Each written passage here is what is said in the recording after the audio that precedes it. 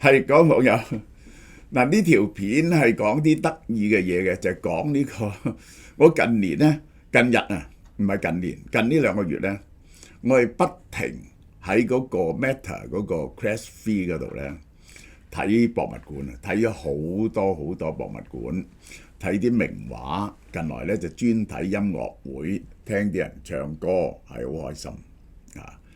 咁呢個咧就係羅浮宮博物館，我梗係睇咗好多次啦啊！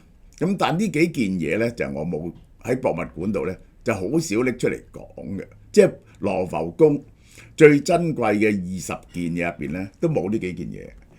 因為呢啲係珠寶嚇，珠寶咧其實就係嗰個價值咧就冇藝術品咁犀利嘅，冇藝術品咁犀利嘅。但係我諗珠寶係咪易賣啲嘅咧嚇？呢個係當然佢亦都有好重嘅歷史價值咧。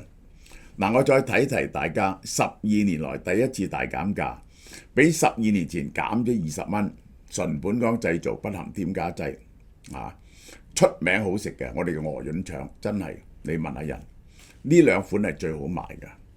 而家咧，我哋係今年係未見過減完20蚊之後，呢個係舊年都有嘅，買3盒送1盒，仲搭埋呢個買2盒就送一個 Regal 烏嘅英國做嘅呢個披肩嚇，或者呢個頸巾俾你，係10% cashmere 嘅，90% lamb's wool，有7種顏色啊，咁你可以揀好多條咯，呢個就係可以揀好多條咯。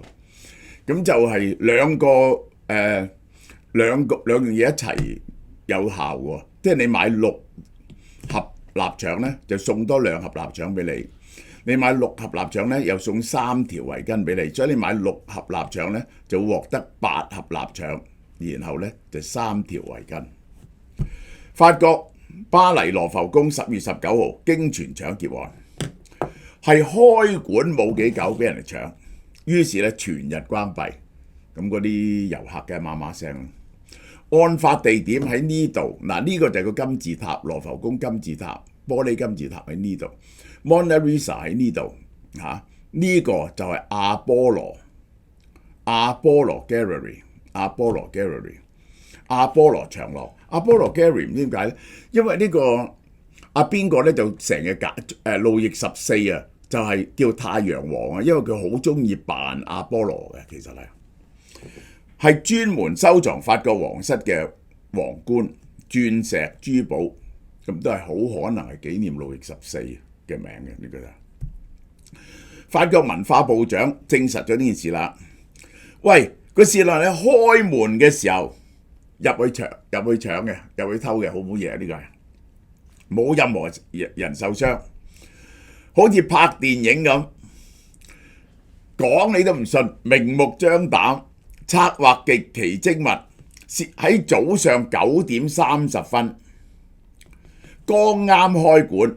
一班人湧入去，咁嗰陣時咧就係嗰啲博物館啲人咧集中精神就喺度睇緊入嚟嗰啲人咧，梗係一片混亂喺呢個時候去。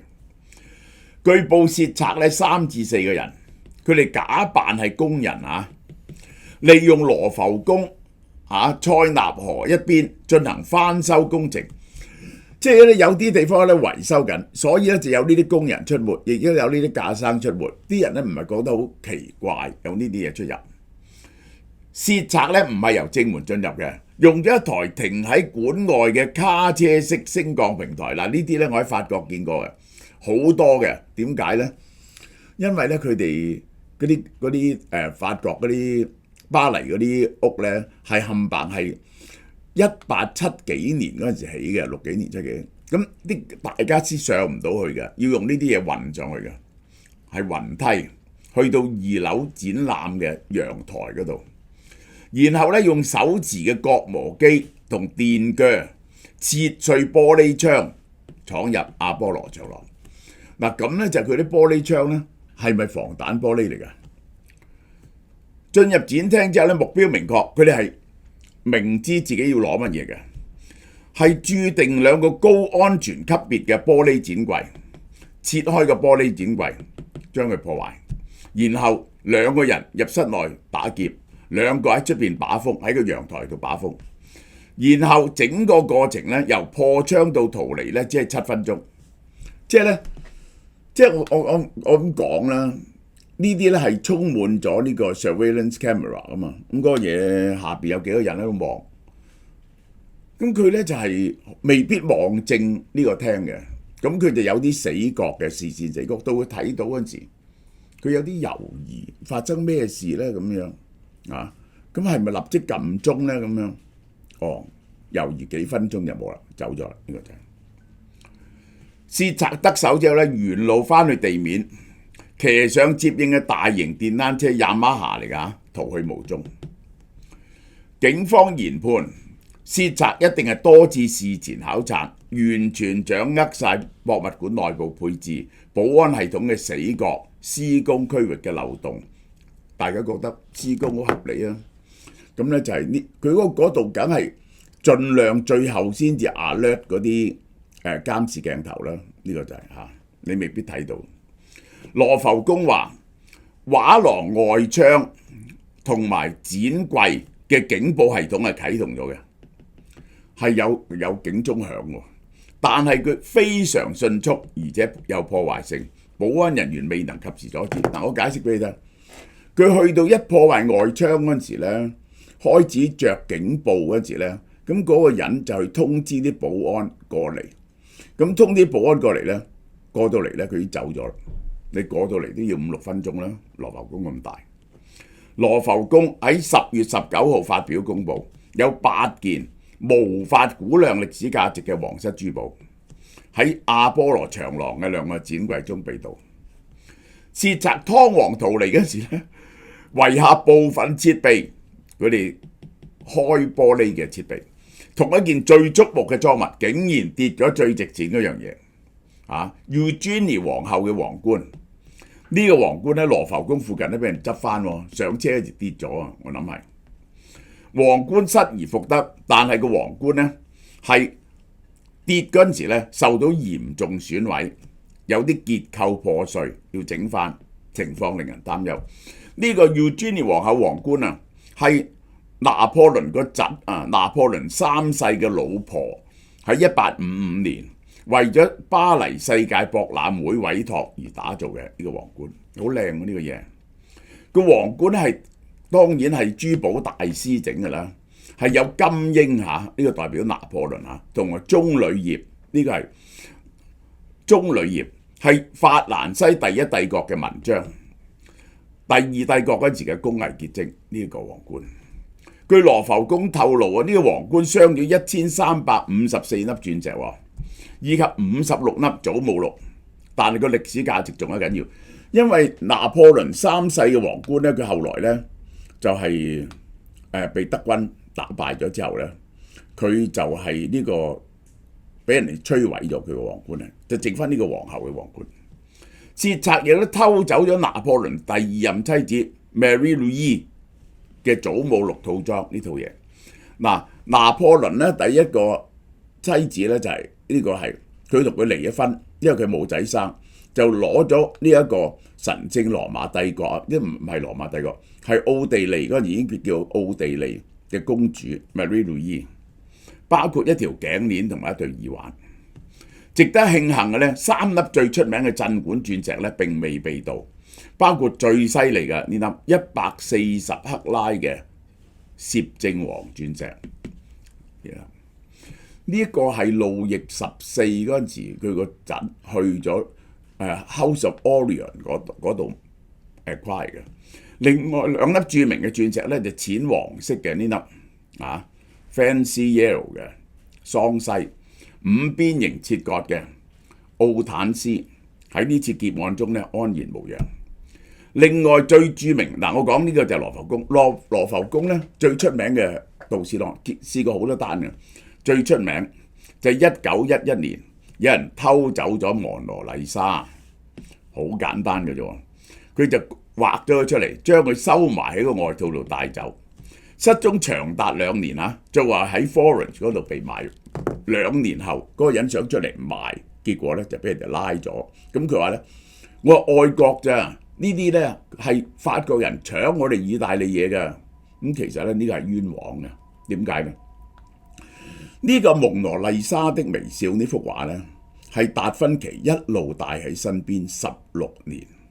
佢到咗晚年呢，法國國王呢就請佢去呢個巴黎養老，佢就去咗巴黎。咁佢死咗之後呢，呢幅畫呢，佢只係帶咗2個徒弟去，佢就將幅畫呢送咗俾佢徒弟，佢徒弟呢用高價值呢就賣咗俾法國國王嘅呢幅畫。其實蒙羅麗莎的微笑係咁嘅。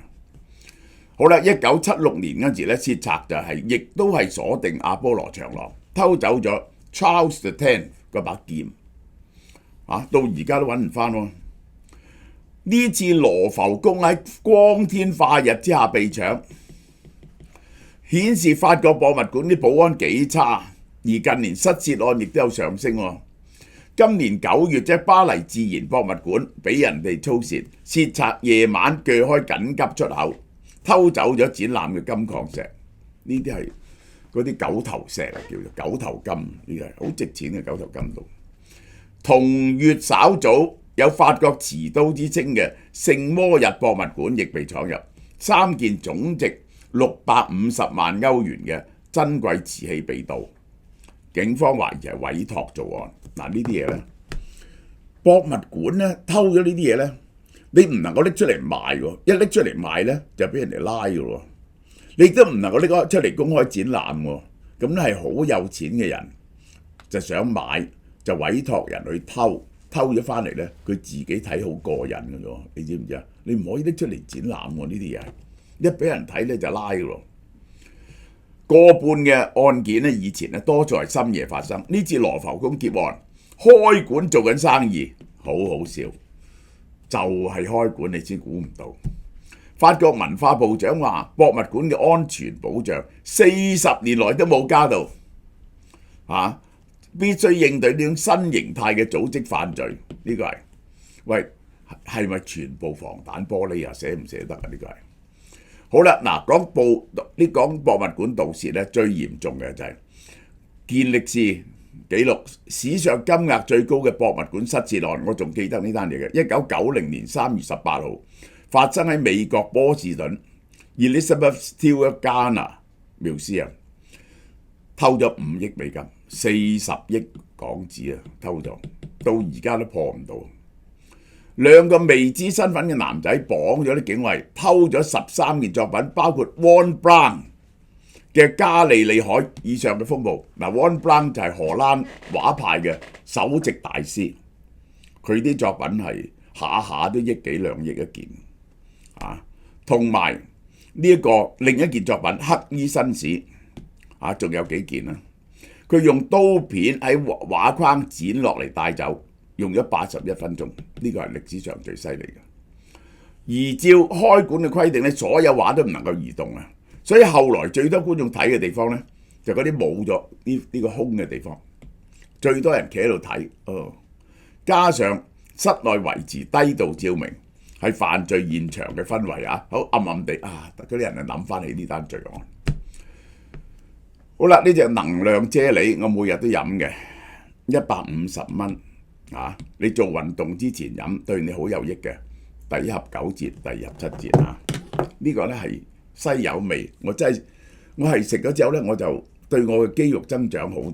第一覺得我近來係咪健康咗啊？我第日我就嚟練到6嚿腹肌呢，就會俾大家睇嘅。呢個就係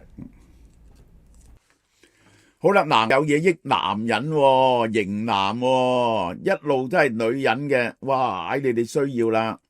有2種嘢。嗱，首先呢個 Diwanite 咧係專係 for 型男嘅嘢嚟嘅，一個就係防曬，一個咧就係夜間修復，白天防護，夜間修復，係純素嘅，係純素學會認證，歐盟 CPNB 認證， PEDA 認可，防曬膏 SPF 50 PA+++++， 4個 plus 50度呢個無負擔嘅蘆薈配方，防紫外光，滋潤皮膚，喺陽光下邊唔使驚。